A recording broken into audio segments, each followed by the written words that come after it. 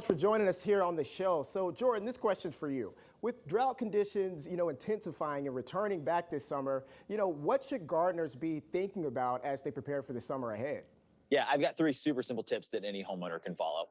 The first is to feed your lawn. You really want to have a regular application of lawn fertilizer, something like a Scott's Turf Builder lawn food, so that you're not only getting some quick benefits of greening and thickening the lawn, but you're also in the long term strengthening the whole system. So you're going to have better fortification against future stressors such as drought. The second would be to mow to the proper height. When things get a little bit warmer through the summer months, you actually want to let your grass grow taller than you typically would, maybe when it's cooler in the spring or in the fall.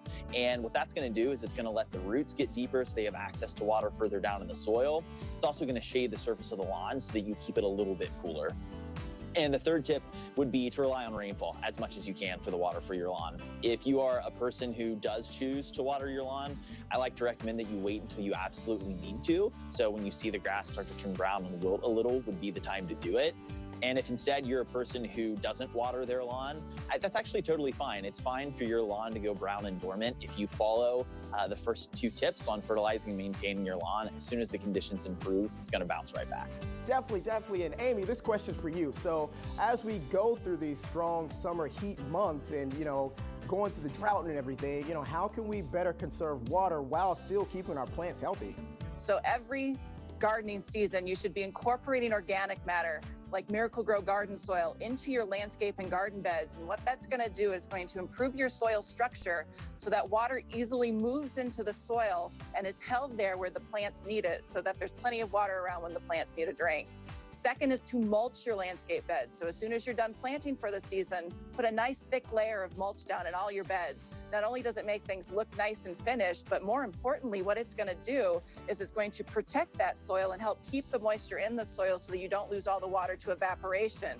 And third is to water properly. So be smart about your watering. Direct that water to the base of the plants. I don't like using overhead sprinklers in my landscape beds. I prefer to put soaker hoses down because that directs the water to the roots so that it's there where it needs it and I'm not losing it to evaporation to the air.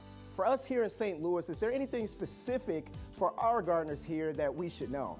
Yeah, one thing a lot of homeowners don't know is that not all grass is created equal, and certain species are going to perform better in certain regions, in certain conditions than others. And so one tip I really like to give people is to choose a type of grass that is right for your area that's going to give a little bit more natural resiliency to things like heat and drought. So in St. Louis, a great option would be something like a tall fescue lawn. If you've got a seeding project, the next time you overseed or start a new seeding project, look for tall fescue and you'll increase that natural resilience to those conditions.